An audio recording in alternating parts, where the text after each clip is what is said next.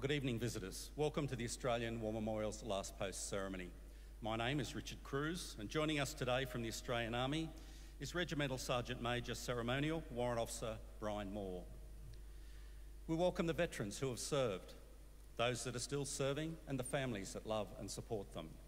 We acknowledge the members of RSL and Services Clubs Association, RSL Victoria and RSL Queensland, who are watching the broadcast of this ceremony across Australia. During this evening's ceremony, wreaths will be laid at the base of the pool of reflection by visitors and students on behalf of the following schools. From New South Wales, Lismore Public School and St Joseph's School, Kempsey. Australia's Federation Guard is a tri-service ceremonial unit of the Australian Defence Force. It provides a ceremonial presence at civil and military events and during visits to Australia by foreign dignitaries. The Guard will now dismount the catapult party from the tomb of the unknown Australian soldier within the Hall of Memory.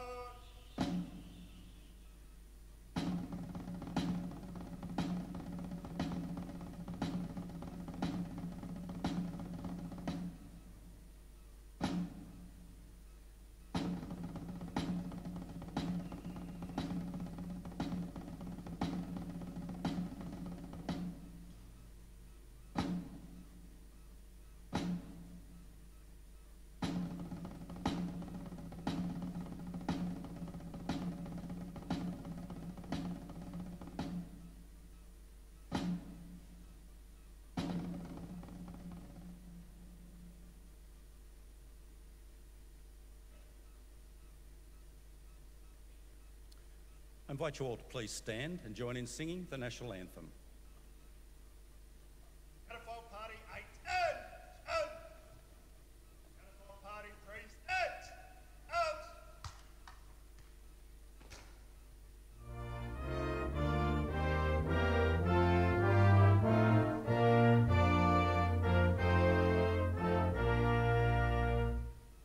Australians, oh, let us rejoice, for we are young and free.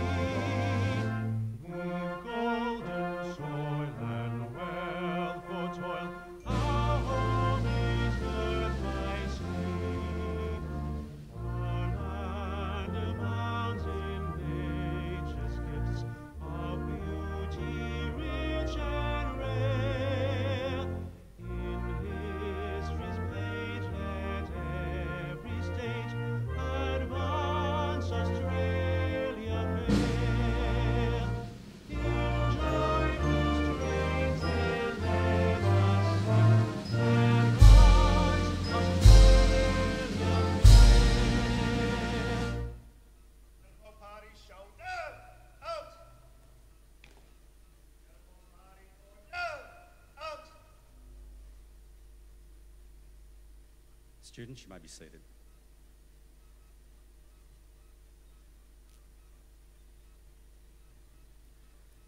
The Australian War Memorial was the vision of Charles Bean, Australia's First World War official historian.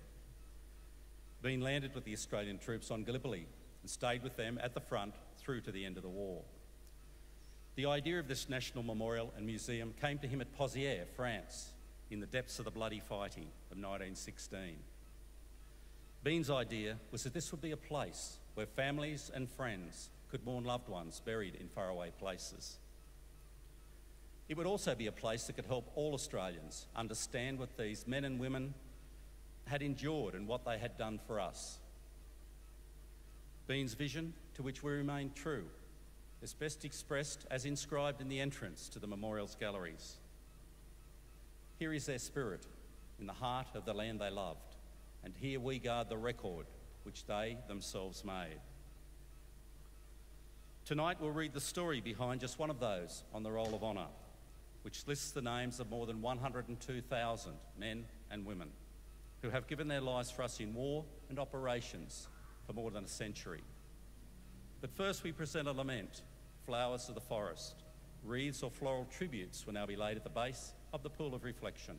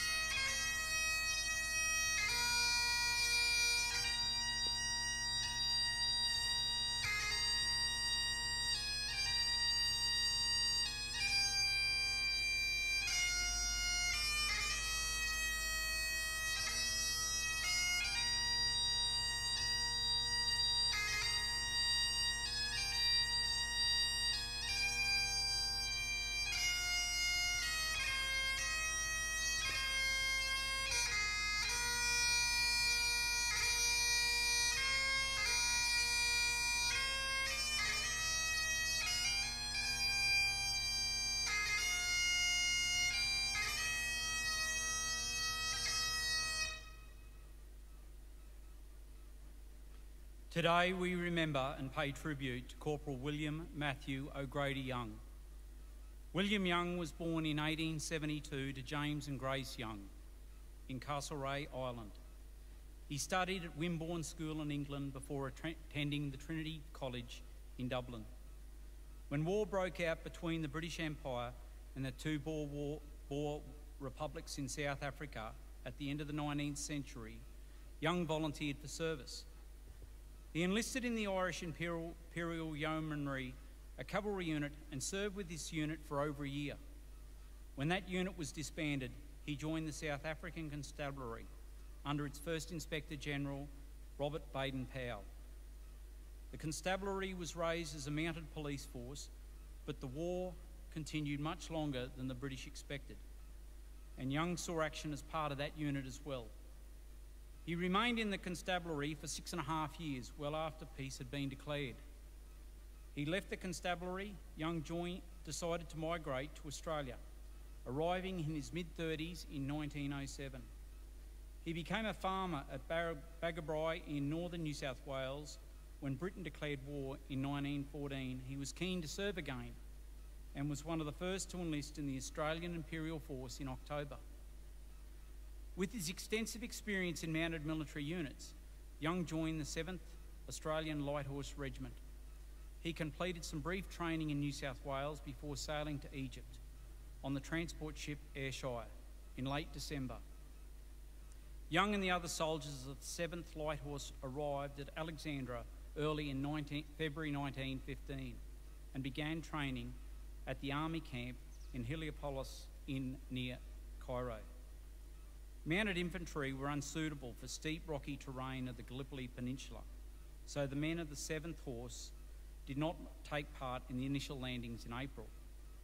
In May, they landed on the peninsula without their horses and reinforced the infantry units already in position. During August, Young was wounded twice on Gallipoli. His wounds were not serious, however, he recovered at the front.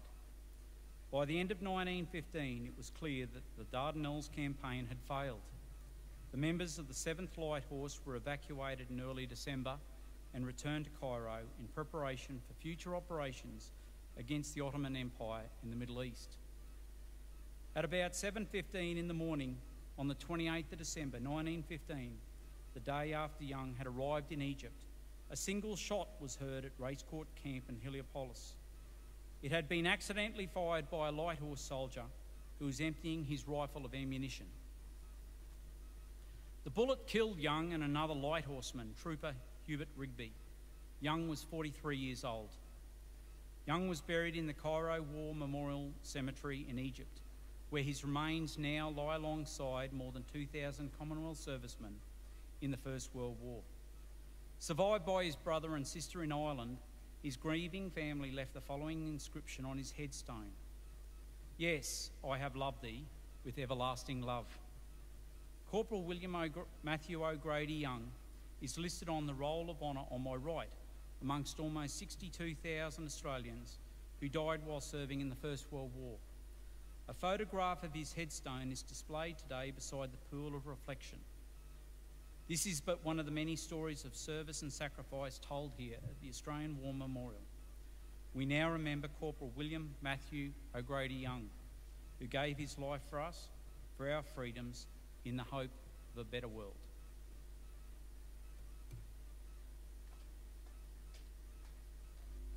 Please stand for the reading of the ode and the sounding of the last post.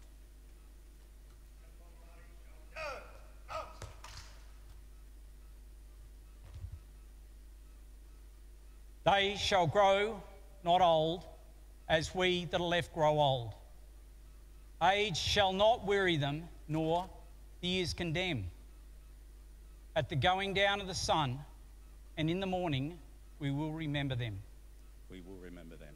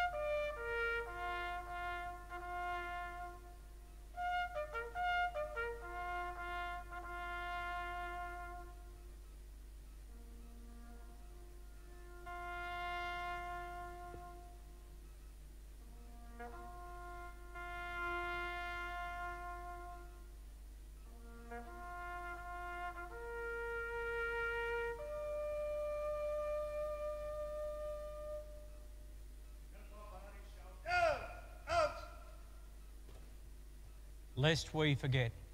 Lest we forget.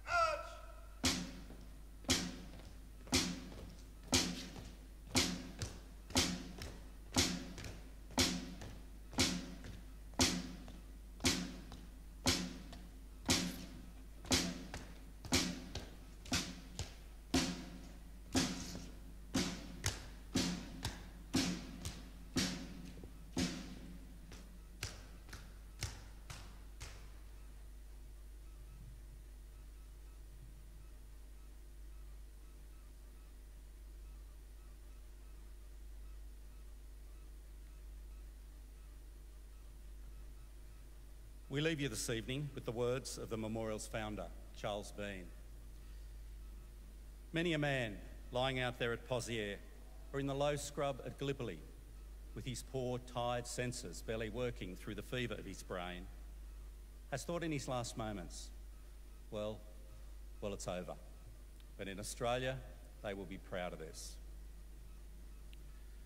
Ladies and gentlemen, girls and boys, that concludes this evening's last post ceremony. We thank you for visiting the Australian War Memorial and wish you all a very pleasant evening. Thank you.